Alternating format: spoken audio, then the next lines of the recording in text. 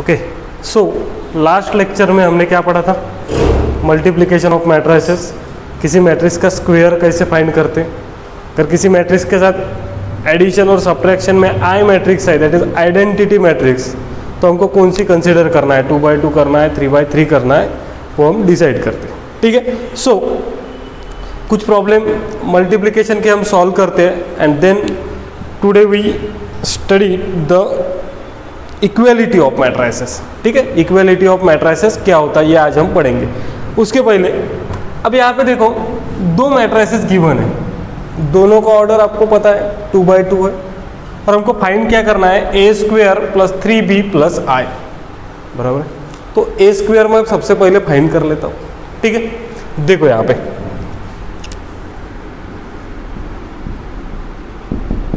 अब a² को मैं लिख सकता हूँ, क्या लिख सकता हूँ, a × a, that is matrix A multiplied with matrix A। तो मैट्रिक्स A है हमारी 2 3 1 4, और दूसरी भी 2 3 1 4। ठीक है, सो a² बताओ। अब डायरेक्टली लिख सकते हैं हम, क्या है हमारी प्रोसीजर, ये जो फर्स्ट रो है ये मल्टीप्लाई किसके साथ होगा, फर्स्ट कॉलम के साथ। सो 2 2 जा 4 प्लस 3 1 जा 3, देन यही फर्स्ट रो किसके साथ मल्टीप्लाई होगा, सेकंड कॉलम के साथ। सो 2 3 जा 6 प्लस 3 4 जा 12। सेम प्रोसीजर, फर्स्ट रो का काम हो गया, अभी फर्स्ट कॉलम को किया, सेकंड कॉलम को, अब सेकंड रो से मल्टीप्लाई कर रहे तो सेकंड रो में लिखूंगा 1 × 2 2 + 4। Again second row second column, तो ये हो जाएगा 3 + 16। क्या किया मैंने, फर्स्ट रो से फर्स्ट कॉलम को, सेकंड कॉलम को, देन सेकंड रो से फर्स्ट कॉलम को, सेकंड कॉलम को मल्टीप्लाई किया, तो मेरा a² आ गया, क्या आया,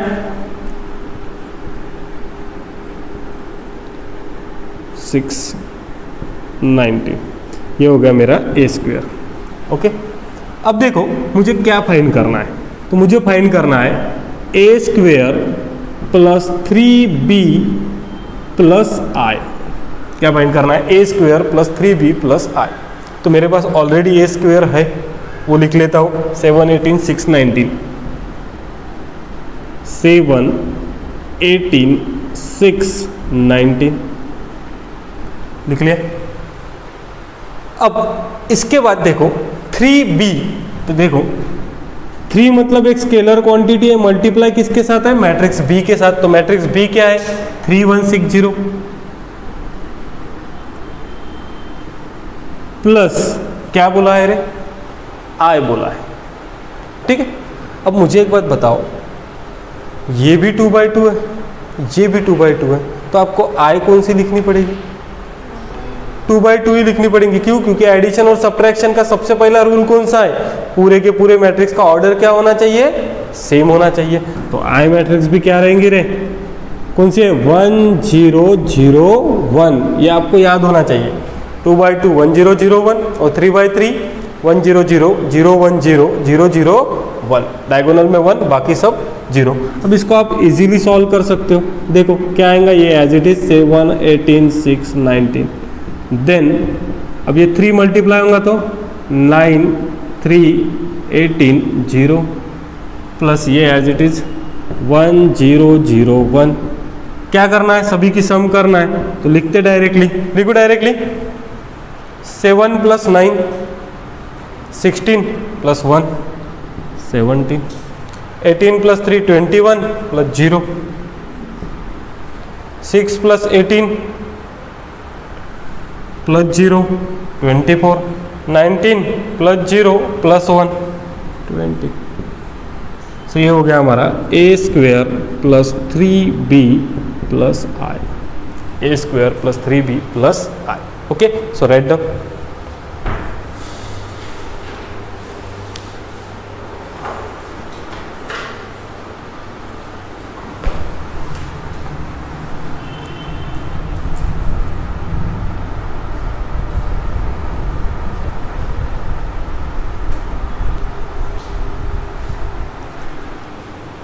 ओके, सो देखो अभी तक हमने बहुत सारे टाइप्स ऑफ मैट्रिसेस पढ़े। तो हमको पढ़ना है ट्रांसपोज मैट्रिक्स। अब ये ट्रांसपोज मैट्रिक्स मतलब क्या है, तो देखो सपोज सबसे पहले हम देखते हैं कि ट्रांसपोज मैट्रिक्स को डिनोट किससे करते हैं। सपोज आपको कोई एक मैट्रिक्स गिवन है ए और हमको फाइंड करना है ट्रांसपोज ऑफ मैट्रिक्स ए, मतलब ए मैट्रिक्स की क्या फाइंड करना है, ट्रांसपोज। तो हम उसको डिनोट करेंगे, ए की ट्रांसपोज फाइंड करना है तो इसको डिनोट करेंगे ए डैश से, या फिर इसी को हम डिनोट कर सकते ए के पावर में क्या लिखा, टी। ए डैश मतलब ट्रांसपोज ऑफ मैट्रिक्स ए, और ए के पावर में टी लिखा तो भी क्या हो गया, ट्रांसपोज ऑफ मैट्रिक्स ए। कोई भी नोटेशन आपको आ सकता है, बुक में दोनों भी नोटेशन दिए, डैश वाला भी दिया है, ट्रांसपोज वाला भी दिया है। सो अब ये ट्रांसपोज करना मतलब क्या, तो देखो सिंपल डेफिनेशन है, किसी मैट्रिक्स की ट्रांसपोज मैट्रिक्स फाइंड करना मतलब क्या करना है, रोज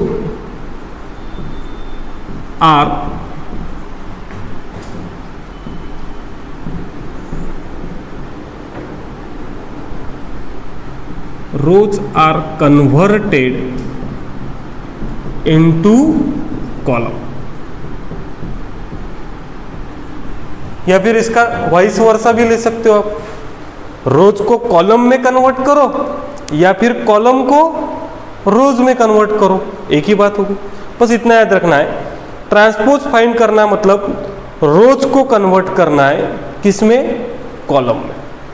ठीक है, number of rows are converted into number of column. देखो एकदम इजी है। सपोज आपको मैट्रिक्स गिवन है ए 3 4 8 2 3 0 5 1 6, ठीक है। अब इस ए मैट्रिक्स का मेरे को निकालना है, क्या निकालना है, ए डैश। ए डैश मतलब क्या हो गया, ट्रांसपोज हो गया उसका। अब ट्रांसपोज कैसे निकालोगे, सिंपल देखो 3 4 8 क्या है, रो है, इसको क्या में लिखोगे, कॉलम में। सो ये हो गया 3 4 8 2 3 0 2 3 0 5 1 6 5 1 6। रोज को काय में कन्वर्ट किया, कॉलम में किया। या फिर उसका उल्टा आप ऐसे भी लिख सकते हो, देखो 3 2 5 ये कॉलम है, इसको काय में लिखा मैंने, रो में। 4 3 1 कॉलम था, 4 3 1 रो में लिखा। 8 0 6 8 0 6, मतलब rows are converted into column और columns are converted into rows. इसको हम बोलेंगे ट्रांसपोज ऑफ मैट्रिसेस। ठीक है। सो सेकंड एग्जांपल देखते हैं। सपोज बी हमको गिवन है 2 8 0 1 4 6, तो इसका बी ट्रांसपोज क्या हो जाएगा रे, क्या हो जाएगा, ऑर्डर चेंज हो जाएगा। देखो अभी यहाँ पे 2 8 0, तो ये हो जाएगा 2 8 0 1 4 6 हो जाएगा। देखो एक क्वेश्चन है यहाँ पे, देखो ध्यान से,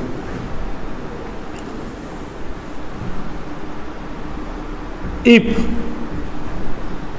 a is equals to 3 1 6 8 and b is equals to 4 0 1 2, find a b dash. अब देखो क्वेश्चन में हमको ए मैट्रिक्स गिवन है, बी मैट्रिक्स गिवन है, और फाइंड क्या करने को बोला है, ए बी। और ए बी का क्या है रे, ट्रांसपोज है, बराबर है। तो सबसे पहले मुझे फाइंड क्या करना पड़ेगा, एक ए बी मैट्रिक्स फाइंड करना पड़ेगा, और उस ए बी मैट्रिक्स का मेरे को क्या लेना पड़ेगा, ट्रांसपोज लेना पड़ेगा। तो फिलहाल के लिए यहाँ पे देखो मैं फाइंड करता हूँ, सबसे पहले देखो ब्रैकेट का ट्रांसपोज है, तो मैं पहले फाइंड करता हूँ ए बी। तो ए है हमारा 3 1 6 8, बी है हमारा 4 0 1 2। ए बी तो फाइंड कर सकते हो पहले तो आप, तो ए बी को फाइंड करते हैं। मल्टीप्लीकेशन होगा, क्या होगा, first row into first column. करूँ क्या डायरेक्टली रे, लिखो डायरेक्टली 3 4 जा 12 plus 1 that is 13. Again first row second column 3 0 0 2. Again second row first column 6 4 24 plus 8 32 6 0 0 8 to the 16. ये हुआ मेरा ए बी. हो गया. लेकिन इस ए बी का मुझे क्या फाइंड करना है रे? ट्रांसपोज. तो ए बी ट्रांसपोज सिंपल है. ट्रांसपोज की डेफिनेशन क्या है रे? रोज आर कन्वर्टेड इनटू कॉलम. सो ये हो गया 13 2 32 16. ओके ठीक है. सो write down.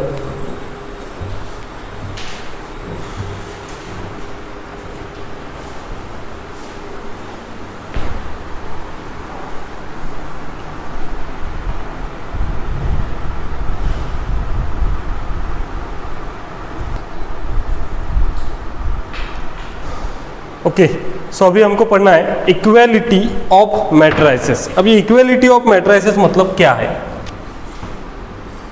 Equality of matrices. Equality of matrices मतलब दो मैट्रिक्स को हम क्या बोल सकते हैं? इक्वल है ये बोल सकते हैं. लेकिन उसके लिए एक कंडीशन है.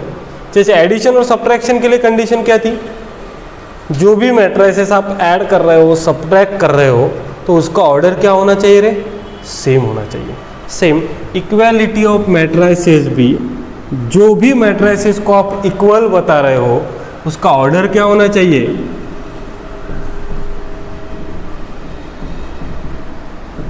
क्या होना चाहिए? सेम.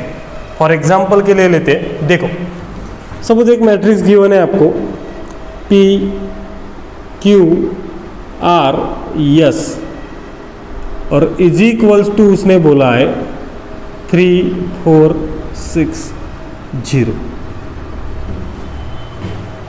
अब देखो this matrix is equals to this matrix.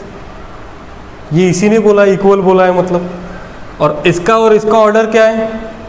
Same है. तो मैं लिख सकता हूं by the equality of matrices.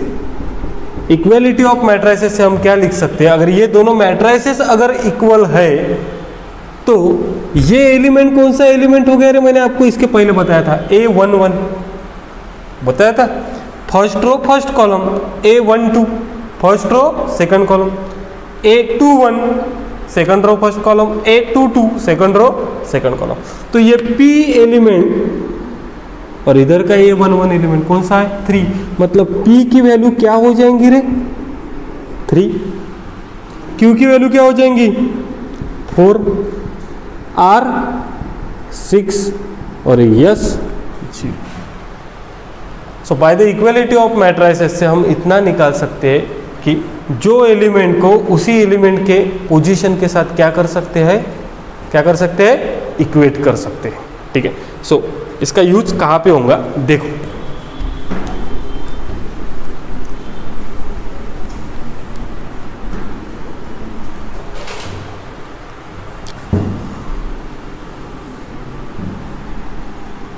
Find x and y if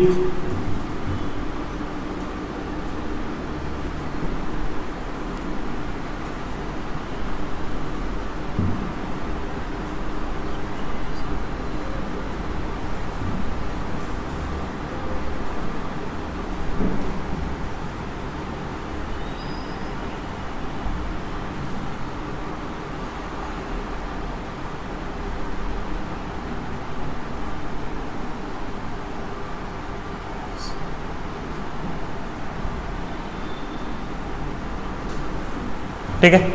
सो देखो अब उसने क्या बोला है? Find x and y if. ये आपको गिवन है. मतलब इसका जो भी आंसर आया वो इस मैट्रिक्स के इक्वल होगा. तो हम सिंपल पहले तो क्या करते हैं? इसको सॉल्व करते हैं. कैसे? देखो तो ये एज इट इज क्या है रे? 4 8 3 1. ठीक है. सो माइनस, अगर ये 2 मल्टीप्लाई होगा तो ये हो जाएगा 4 6 10 6 is equals to 0x 2y -5। ठीक है, अब इसको अगर सॉल्व करेंगे तो मुझे बताओ क्या आएगा रे। 4 - 4 0, 8 - 6 2, 3 - 10 कितना हो जाएगा -7, और 1 - 6 -5 बराबर, इज इक्वल्स टू क्या था 0x 2y -5। थोड़ा सा ध्यान दो रे, इक्वल टू है, इसका भी ऑर्डर 2/2 है, इसका भी ऑर्डर 2/2 है। ये 0 तो ये भी क्या है 0 है, ये -5 तो ये भी -5 है। मतलब अपन डायरेक्टली लिख सकते by the equality of matrices, by the equality of matrices हम डायरेक्टली लिख सकते क्या x इज इक्वल्स टू 2 और 2y इज इक्वल्स टू -5, तो y हो जाएगा -5/2। सॉरी क्या है,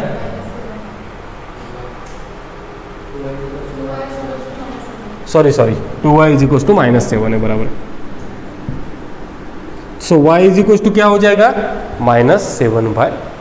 ठीक है, तो इस तरीके से हम इक्वालिटी ऑफ मैट्रिसेस यूज कर सकते हैं। Okay, write down.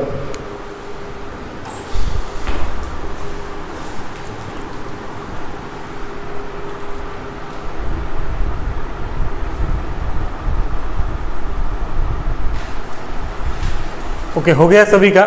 सो आपको ये प्रॉब्लम सॉल्व करना है। Find P and Q if, आपको ये गिवन है, बताओ जल्दी से P और Q की वैल्यू क्या आ सकती है।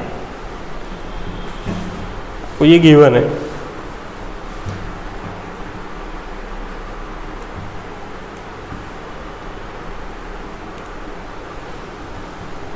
इक्वालिटी ऑफ मैट्रिसेस से हमको फाइंड करना है P और Q की value.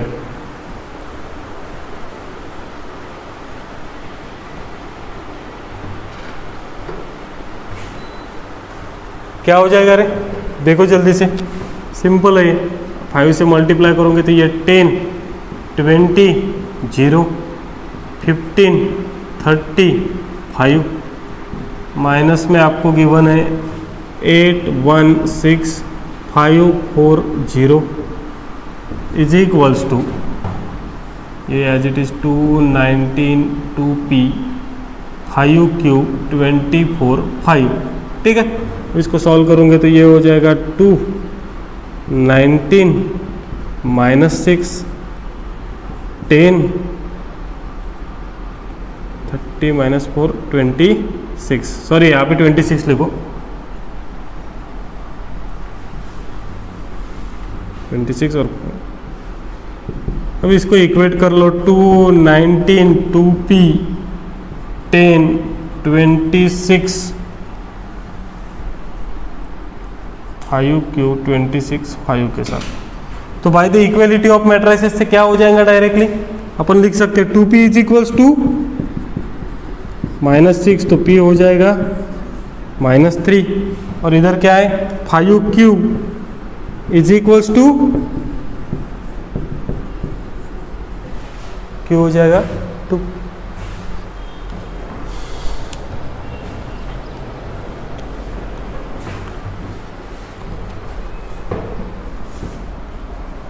Okay, so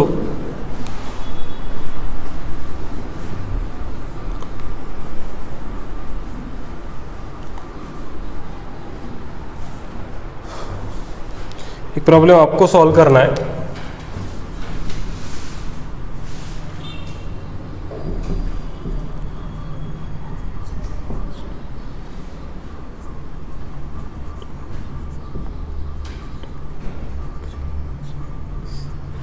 If A is equals to 2 4 8 3 1 6,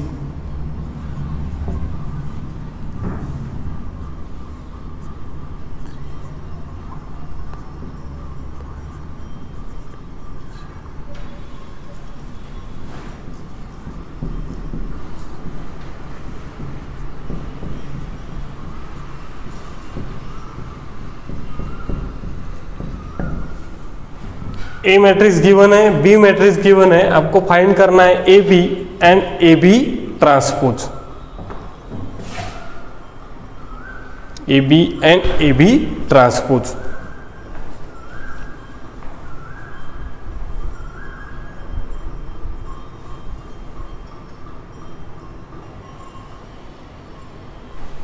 okay, so देखो अब सिंगुलर मैट्रिक्स क्या होती है और नॉन सिंगुलर मैट्रिक्स क्या होती है। सिंपल है एकदम, जिस भी मैट्रिक्स के डिटर्मिनेंट की वैल्यू 0 है, क्या है, जिस भी मैट्रिसेस के डिटर्मिनेंट की वैल्यू क्या है, 0 है, उस मैट्रिक्स को हम क्या कहेंगे, क्या कहेंगे, सिंगुलर मैट्रिक्स। क्या कहेंगे, सिंगुलर मैट्रिक्स। तो सिंपल वर्ड में लिख देता, if determinant of A is equals to 0 then A is a singular matrix, is a singular matrix. और नॉन सिंगुलर क्या होंगे रे, अब ये तो आप बता सकते हो इजीली, नॉन सिंगुलर मैट्रिक्स क्या होंगी,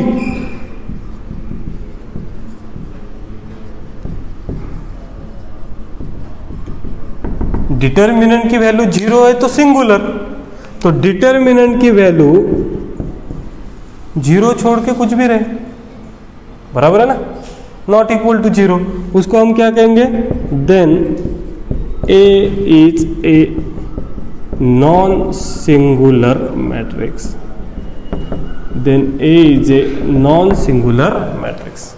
डिटर्मिनेंट 0 है मतलब कौन सी मैट्रिक्स, सिंगुलर मैट्रिक्स, और उसके उल्टा नॉट इक्वल टू 0 तो कौन सी मैट्रिक्स हो जाएंगी, non singular matrix. Okay, so write down everyone.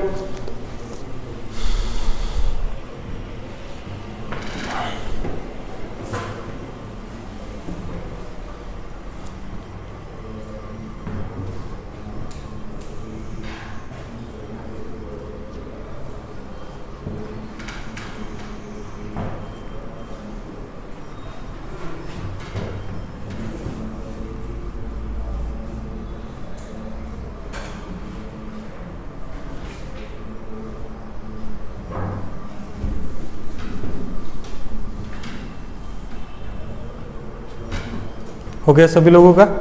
अब देखो, सबसे एक क्वेश्चन हमेशा आता है, ये जो अभी हमने पूरा पढ़ा ना, ये पूरा बेसिक हो गया हमारा किसका, मैट्रिसेस और डिटर्मिनेंट का, ठीक है। अब हमको फाइंड करना है इन्वर्स मैट्रिक्स, और इसके ऊपर हमेशा एक क्वेश्चन आता है, इन्वर्स मैट्रिक्स के ऊपर हमेशा एक क्वेश्चन आएगा, ठीक है। तो इन्वर्स मैट्रिक्स कैसे फाइंड करते हैं, तो अपन दो वेज से पढ़ेंगे। पहले तो सबसे पहले इन्वर्स मैट्रिक्स फाइंड करेंगे हम 2/2 मैट्रिक्स का, किसके मैट्रिक्स का, 2/2 मैट्रिक्स का, और उसके बाद फाइंड करेंगे 3/3 मैट्रिक्स का, ठीक है। तो इन्वर्स मैट्रिक्स फाइंड करने के लिए हमको क्या क्या जरूरी है वो हम सबसे पहले बता देते हैं, ठीक है। सो देखो, अब मैंने 2/2 और 3/3 क्यों कहा, इसका आंसर आपको पहले स्टेप में मिल जाएगा। क्यों, देखो 2/2 मतलब स्क्वायर मैट्रिक्स, 3/3 मतलब भी स्क्वायर मैट्रिक्स, मतलब हम इन्वर्स सिर्फ किसका, कौन से मैट्रिक्स का निकाल सकते हैं, कौन से मैट्रिक्स का निकाल सकते हैं, स्क्वायर मैट्रिक्स का। कोई 3/2 का निकाल सकता है क्या, नहीं। क्यों नहीं, उसका रीजन आपको पता चल जाएगा। देखो यहां पे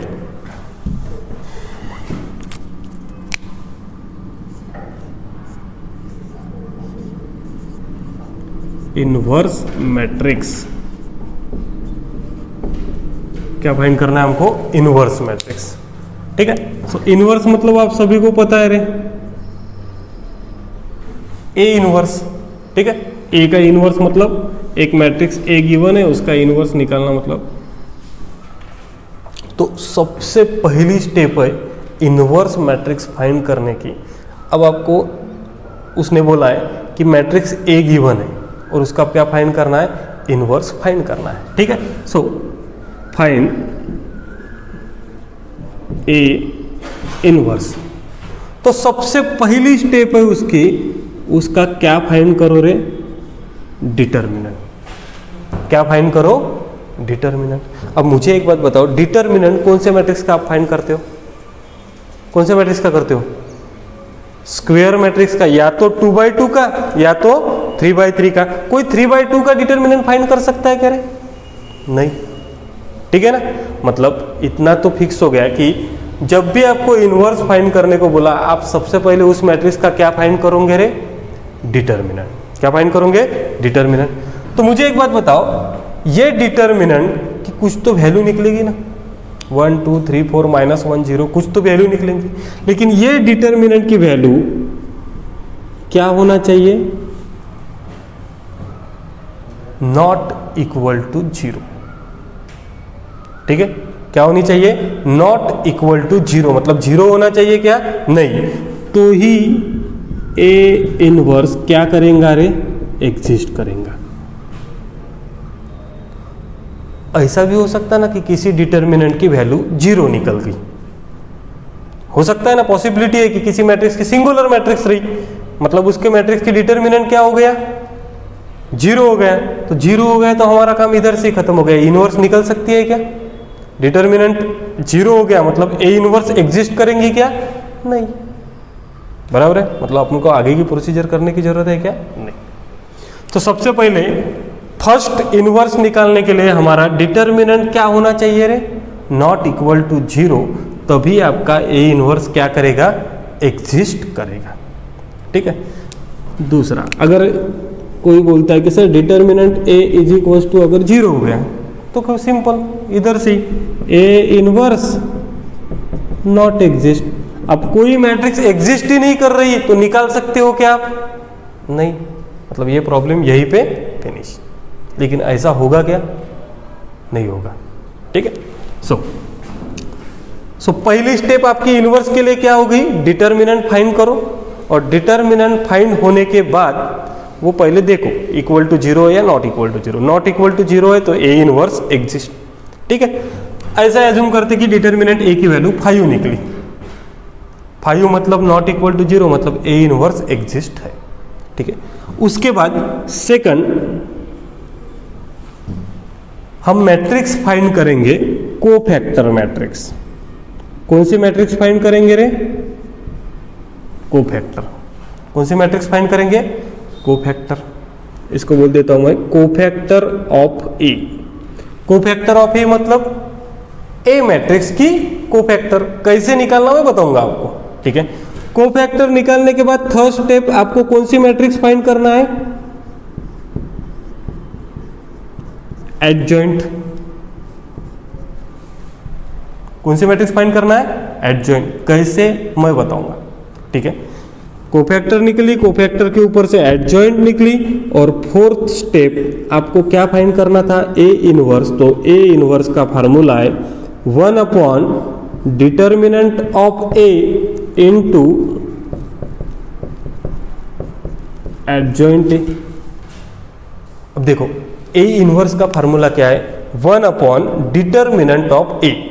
आपने डिटर्मिनेंट ऑफ ए ऑलरेडी निकाला है ना रे, यहाँ पे निकाला है, मतलब ये है अपने पास। एडजॉइंट ये निकाला है, ये यहाँ पे पुट करो, क्या मिल जाएगा आपको? क्या मिल जाएगा? इनवर्स मैट्रिक्स मिल जाएंगे।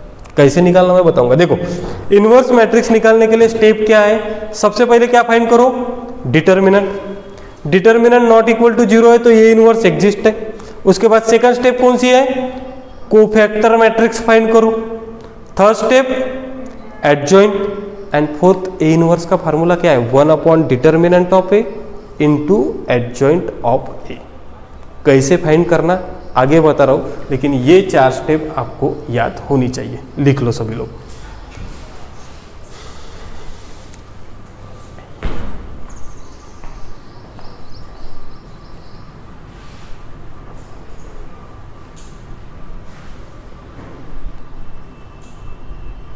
ठीक है। सो अभी हम फाइंड करते हैं इनवर्स मैट्रिक्स।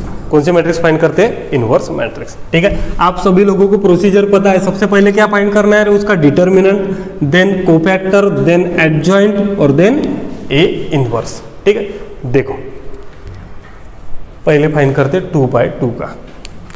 हमको क्वेश्चन गिवन है, find A inverse if A is equals to 2, 3, 4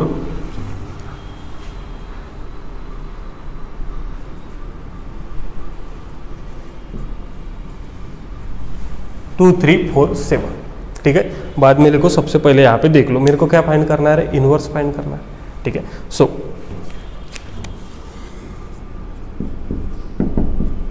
आपको गिवन मैट्रिक्स कौन सी है रे, ए। सो ये है 2, 3, 4, 7।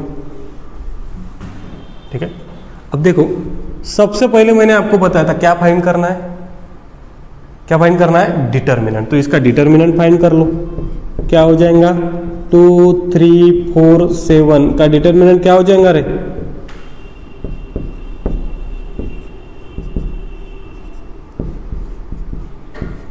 कितना है डिटर्मिनेंट, 2 आया। 2 मतलब determinant of A not equals to 0, therefore A inverse exist.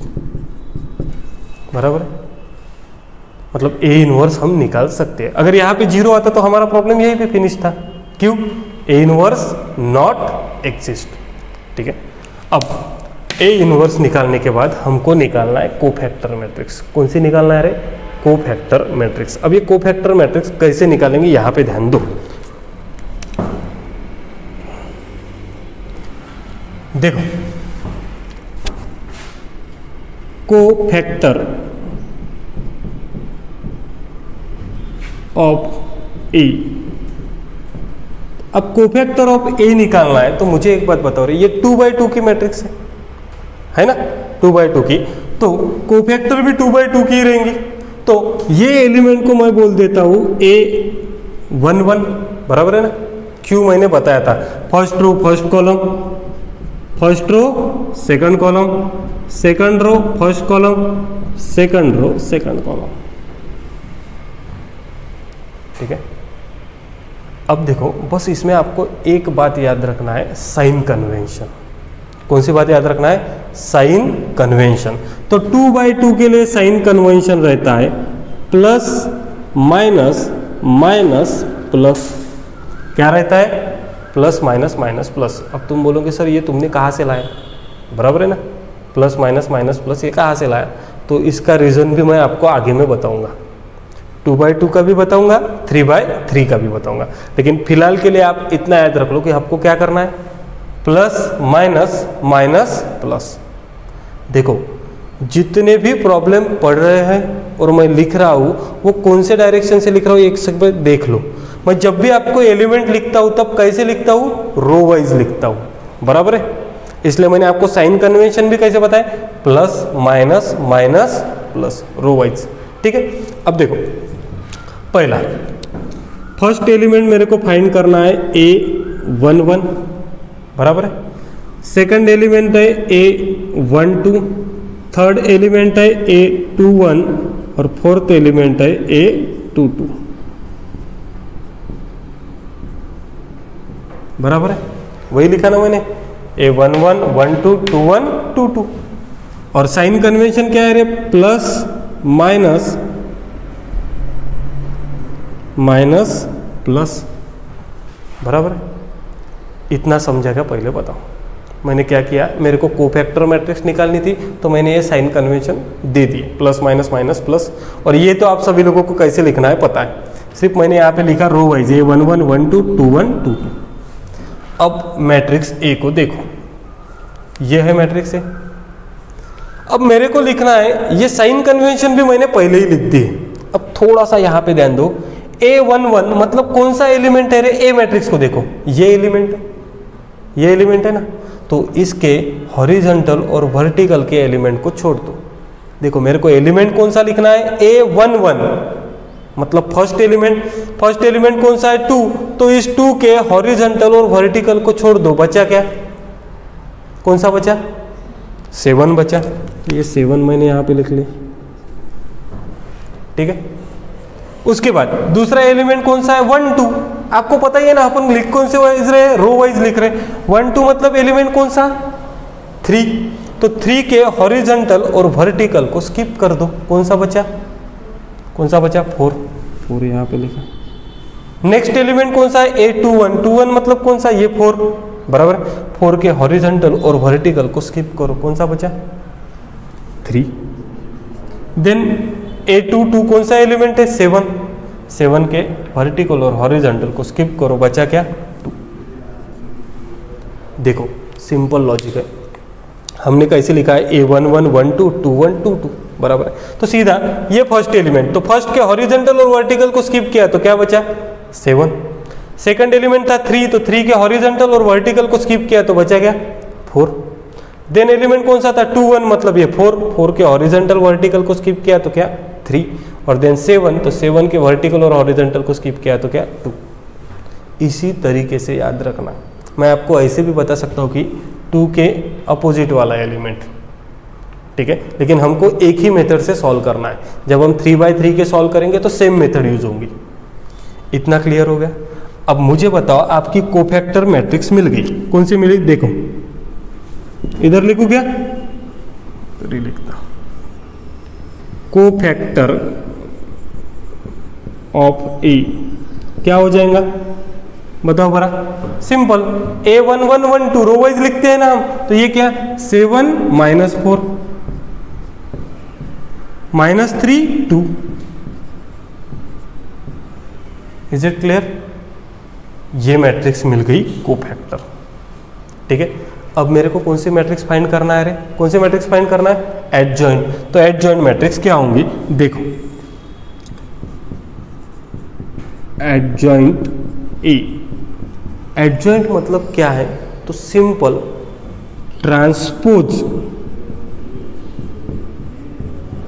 Of cofactor ए, मतलब जो हमने कोफैक्टर मैट्रिक्स निकाली है उस मैट्रिक्स का ट्रांसपोज किया तो हमको कौन सी मैट्रिक्स मिल जाएंगी, एडजॉइंट। कोफैक्टर मैट्रिक्स का ट्रांसपोज किया तो हमको कौन सी मैट्रिक्स मिल जाएंगी, एडजॉइंट। अब मुझे एक बात बताओ, ट्रांसपोज मतलब क्या है, ये मैंने ऑलरेडी बताया आपको। क्या है ट्रांसपोज मतलब, rows are converted into column. तो मुझे एक बात बताओ, इस कोफैक्टर का ट्रांसपोज लिखो, क्या होगा बताओ, 7 -4, तो 7 -4। सेकंड रो क्या है -3 2, तो -3 2। कौन सी मैट्रिक्स मिली रे, एडजॉइंट ए। कौन सी मिली, adjoint A. Is it clear, आ गया समझ में? अब डायरेक्टली हमको कौन सी मैट्रिक्स फाइंड करना है, इनवर्स। कौन सी फाइंड करना है, इनवर्स। बताओ ए इनवर्स का फार्मूला क्या है, 1 determinant of A into adjoint ए। बताओ 1 डिटर्मिनेंट ऑफ ए कितना निकला था, 2, और एडजॉइंट ए आपने कितना निकाला रे, 7 -3 -4 2। ठीक है, फिनिश। ठीक है, मैं एक बार फिर से रिपीट करके बताता आप सभी लोगों की हमने किया क्या है। हमको गिवन थी मैट्रिक्स ए, मैट्रिक्स ए का सबसे पहले फाइंड किया determinant A, not equal to 0 है मतलब एग्जिस्ट कर रहा है। उसके बाद मेरे को फाइंड करनी थी कोफैक्टर मैट्रिक्स, लेकिन कोफैक्टर मैट्रिक्स फाइंड करने के लिए सबसे पहले मैंने एलिमेंट लिख लिए। एलिमेंट आप सभी लोगों को पता है 2/2 है, तो क्या आएंगे 1 1 1 2 2 1 2 2, बराबर है। और इसका साइन कन्वेंशन क्या रहता है, प्लस माइनस माइनस प्लस। तो मुझे एक बात बताओ, मेरे को ये निकालना है A11 1 2 2 1 2 2, तो उसके आगे उसके क्या लिख लिया मैंने, sign convention, plus minus minus plus. अब देखो A11 मतलब कौन सा एलिमेंट है रे, 2, तो 2 के हॉरिजॉन्टल और वर्टिकल को स्किप किया तो क्या बचा 7। A12 मतलब थर्ड एलिमेंट, ये इसके हॉरिजॉन्टल और वर्टिकल को स्किप किया तो क्या बचा 4। देन A21 मतलब ये एलिमेंट, इसके हॉरिजॉन्टल वर्टिकल को स्किप किया। देन A22 मतलब ये एलिमेंट, इसके हॉरिजॉन्टल वर्टिकल को स्किप किया। तो मेरी कोफैक्टर मैट्रिक्स लिख ली 7 -4 -3 2 रो वाइज ही लिखना है, क्योंकि हमने यहाँ पे क्या लिखे है, रो वाइज। तो मेरी कोफैक्टर मिल गई। कोफैक्टर के बाद क्या निकालता हूं मैं, एडजॉइंट। एडजॉइंट का फार्मूला सिंपल है, ट्रांसपोज ऑफ कोफैक्टर ए। मतलब जो आपने कोफैक्टर मैट्रिक्स निकाली है उसका आपको क्या करना है रे, क्या करना है, ट्रांसपोज। ट्रांसपोज मतलब आप सभी लोगों को पता है, rows are converted into column. Adjoint मिला। उसके बाद आपको ये फार्मूला लर्न करना है, A inverse is equal to 1 upon determinant of A into adjoint A. अब डिटर्मिनेंट क्या है, 1/2, सॉरी 2 है, 1 बाय डिटर्मिनेंट क्या है 2 और एडजॉइंट ए। तो ये मिली हमको मैट्रिक्स ए इनवर्स। कौन सी मैट्रिक्स मिली, A inverse. Okay, so write down everyone.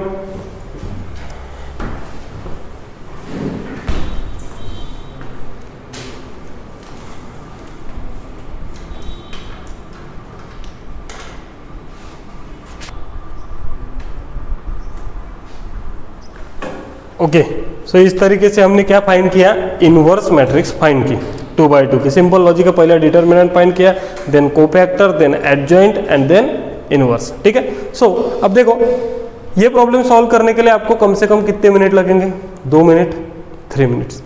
लेकिन यही क्वेश्चन अगर सीईटी में या जेडब्ल्यू में आता है तो हम इस क्वेश्चन को 30 to 20 सेकंड में सॉल्व कर सकते हैं। कितने सेकंड में, 30 सेकंड में या 20 सेकंड में। कैसे सॉल्व करना वो बताता हूं मैं, लेकिन अब देखो सबसे पहले तो 2 क्वेश्चन लिखो आप। Second, if A is equals to 5 6 3 2 find A inverse. Third,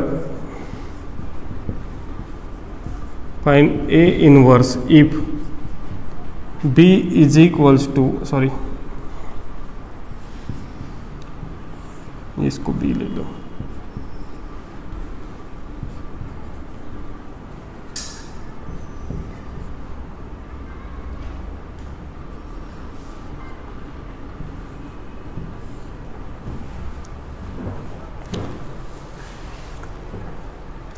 ठीक है, देखो आप सभी लोगों को ये प्रॉब्लम सॉल्व करना है दोनों। अब देखो सिंपल लॉजिक है, मैंने आपको क्या बताया, इस प्रॉब्लम को सॉल्व करने के लिए 2 से 3 मिनट लिखेंगे, हम इसको 30 सेकंड में सॉल्व कर सकते हो शॉर्ट ट्रिक से।